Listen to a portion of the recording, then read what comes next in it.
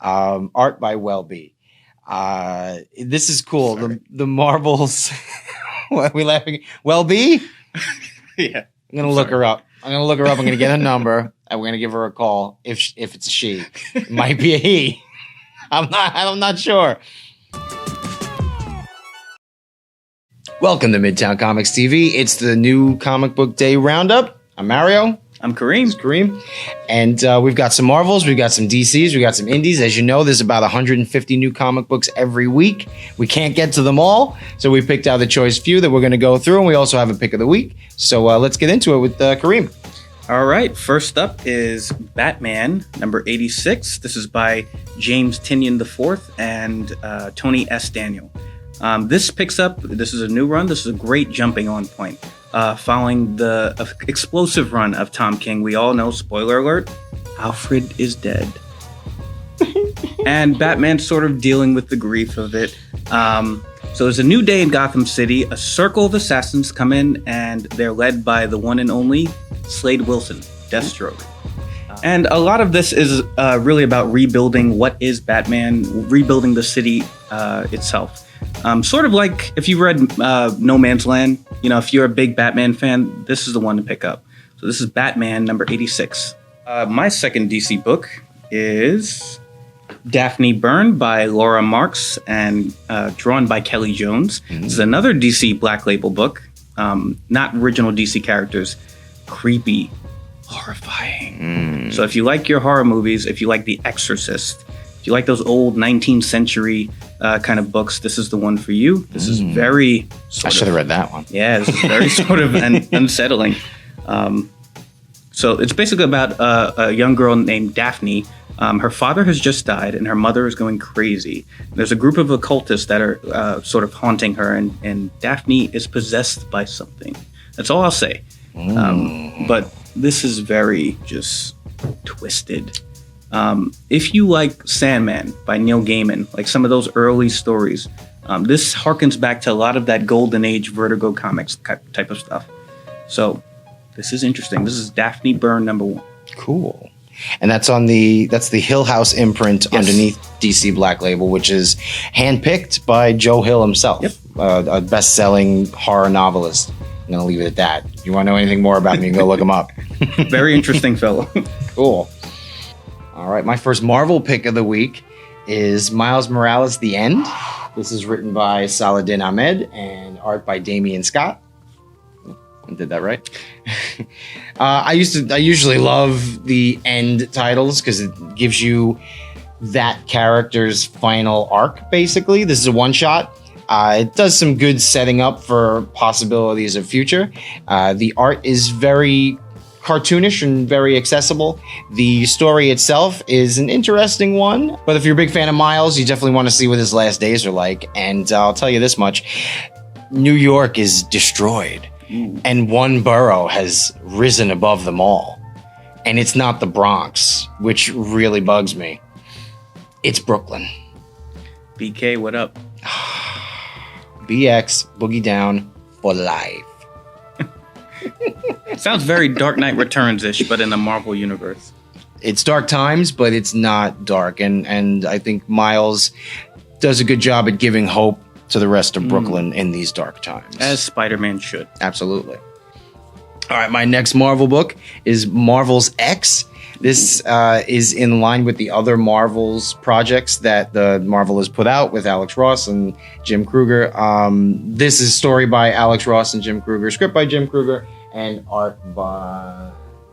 I said it before, it's one word, Welby. This I really liked. One of the tropes of the Marvel's, I don't want to call it an imprint, but there have been a few different storylines set with this Marvel's banner that are basically, they tell you superhero stories from the eyes of a normal human individual.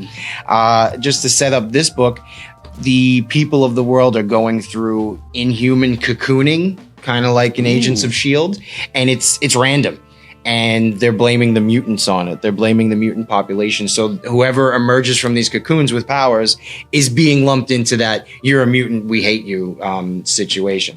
So this takes place in a family where everybody had been cocooned, and then emerged from that cocoon, and there's one person in the family who did not get cocooned. And once his whole family, I'm not going to say exactly what happens, but once he's on his own, it's time for him to leave and find a new place to go. And he decides that he wants to go to New York, where the real superheroes are, because he's a huge fan of Spidey, Iron Man, and Cap. So I'm interested to see where this goes. This I would definitely continue reading.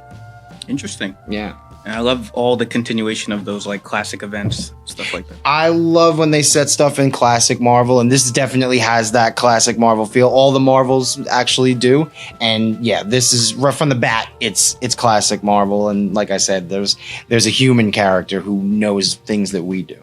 Interesting. So my indie pick of the week is Stranger Things. This is written by Joey Hauser and drawn by Ryan Kelly. This is a very much in the spirit of the Netflix show, if you've been following. The last season is coming up, so get excited. So this follows the two characters from the experiment that Eleven was on in the first season, named Marcy, and I believe his name is Ryan. And they're basically on the run. This is very much an intrigue, espionage kind of thing. Stranger Things, from if you don't know, is a sci-fi kind of 80s throwback, sort of like Stephen King or Steven Spielberg. So, E.T. and stuff like that. This is very fun. This is very dark. I've never watched the show, but I've seen nothing but like 80s references in it, and that's how it was presented to me: is hey, you should watch this show. It's the Upside Down. Oh, if you watch the show, you'll get that. I've heard of the Upside Down. Yes. I don't really get it, but I've heard of it. But they have some familiar characters in this. So if you watch season 1, season 2, season 3, there's some familiar faces, but there's some fresh faces too. What Jodie Hauser is doing is basically putting a fresh spin on something we know and love. So pick this up. This is a #1 great jumping on point. So this is Firefly, the Outlaw Ma Reynolds, is one shot from Boom Studios that takes place in the Firefly universe. Another show that I've heard a lot about and never actually watched. I did not watch the show. I didn't watch the movies, but I know that Boom really revitalized this title in comic book form. This is a story that takes place between a couple of issues of Firefly, of the last Firefly comics that came out, and this delves into the history of Captain Malcolm Reynolds and his mother, the Outlaw Ma Reynolds. Yeah, it's an interesting tale. It's told in the present day, but there are a bunch of little flashbacks that you see. That's where you really get the crux of the relationship between these two people, because you're looking at the relationship now, and then you're looking at the relationship as it began and as it was, created and festered. I was saying before that this reminds me of some of those Preacher inserts where they gave you a backstory on some of your favorite characters. Right. And this also, while it is a one-shot, it continues in the regular Firefly title. So at the very end of it, it does say continues in issue 13. And I really like this. I like this. And as for something that I've never watched, and now I'm reading back history of some of those characters, I think maybe if I did go back to watch it now, it would probably take a different life in my eyes at that point. But this is definitely very good, and you should definitely pick this one up. Oh, written by Greg Pak with art by David Gianfelice. All right, so let's get to our pick of the week, which is a brand new title from Marvel, Star #1. This is an interesting introduction to a character I knew nothing about prior to this, except for the little blurb that was in the front that explained who she was and basically what the last thing that happened to her was, which was, spoiler alert, she had a hole punched in her chest by Captain Marvel, and she wakes up in the raft with the Reality Stone inside her. Wow. So she thought she died, but she didn't, and the Reality Stone is now a part of her on the inside. Yeah, so this is basically a brand new character, brand new superhero character dealing with having powers and being thrown into this world of superheroes. And I wouldn't necessarily call her a superhero. Because she's trying to be. I think she's still learning what she wants to be. She doesn't necessarily want to be evil, but at the same time, she's morally conflicted. One of the first scenes in this book is she goes to a bar that nobody knows about but supervillains. And I love that. Yeah, that was a very interesting scene. And then the way she gets taken out of that is very cool as well. Because, okay, you've got this character who has a Reality Stone, who has the Reality Stone and Infinity Stone stuck inside of her. You think that's going to go unnoticed? No, absolutely not. There are some cameos in here that really not excited me. I kind of was excited to. I don't want to spoil it because I think it's really fun if you don't know who that first person is that shows up. But when they show up, I was like, oh, this is cool. Like, as somebody who doesn't read a ton of comic books, I try to keep up on everything that goes on. But going into this not knowing what I was gonna see, I was really excited for that first cameo. Yeah, there are some Marvel super heroines, I would say, that make an appearance, and they sort of help guide her with her powers and stuff, but she's not having it sometimes. Yeah, so what she quickly learns is that she has the Reality Stone, and obviously that means you can bend reality to your will.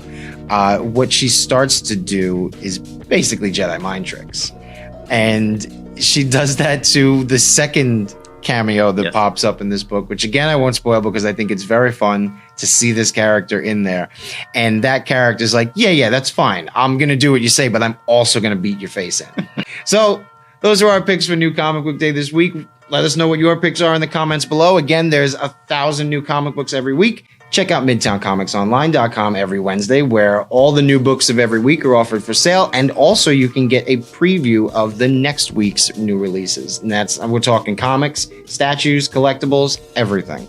Don't forget to like, comment, share, and subscribe, and thanks for watching. Thumbs up, thumbs up.